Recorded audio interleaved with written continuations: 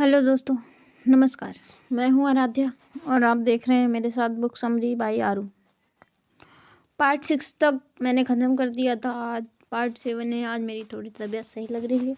जैसा कि मैंने कल बोला था आज बड़ा वीडियो डालूंगी, तो इसलिए आज बड़ा ही वीडियो डालूंगी। चलिए शुरू करते हैं। सुधा की शादी तय हो चुकी थी। घर में तैयारियां शुरू हो गई थी।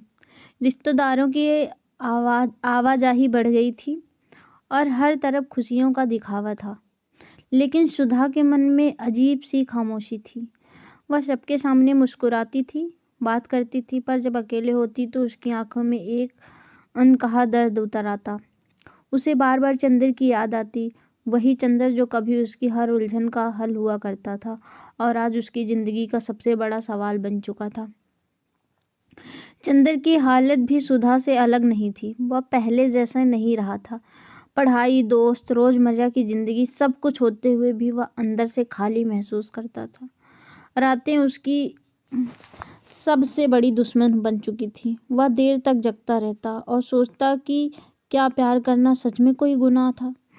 उसने कभी सुधा से कुछ मांगा नहीं था, ना कोई रिश्ता, ना कोई वादा।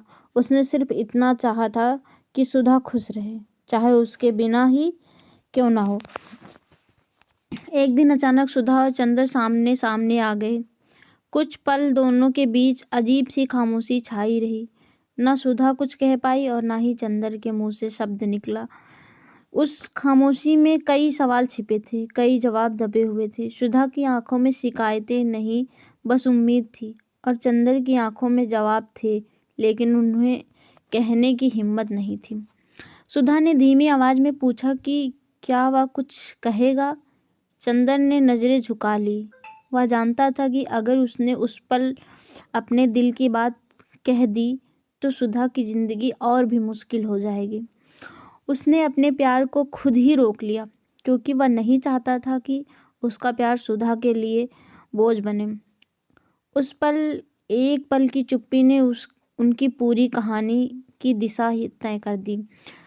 सुधा सब समझ गई थी। उसे किसी जवाब की जरूरत नहीं थी। उसने हल्की सी मुस्कान दी, लेकिन वह मुस्कान दिल तक नहीं पहुंची। उस दिन के बाद दोनों ने एक दूसरे से मिलना बंद कर दिया। यह दूरी न नफरत की वजह से थी और ना ही गुस्से की, बल्कि एक दूसरे के प्रति सम्मान और मजबूरी की वजह से थी। शादी का दिन धीरे धीरे नजदीक आता जा रहा था। घर में रस्में हो रही थी, ढोलक बज रहे थे और हर कोई खुश नजर आ रहा था। लेकिन सुधा के दिल में सन्नाटा था। वह सोचती थी कि क्या जिंदगी यही होती है, जहां दिल किसी और का हो और नाम किसी और से जुड़ जाए। उसके सवालों का कोई जवाब नहीं था, सिर्फ समझौता था। इधर चंदर ने शहर छोड़ने का फैसला लिया और उसे लगा कि दूरी ही अब सबसे सही रास्ता है। जाने से पहले उसने सुधा के लिए एक खत लिखा। उस खत में ना प्यार की बातें थी और ना ही कोई शिकायत, बस एक छोटी सी बात लिखी थी, खुश रहना यही मेरी सबसे बड़ी जीत है।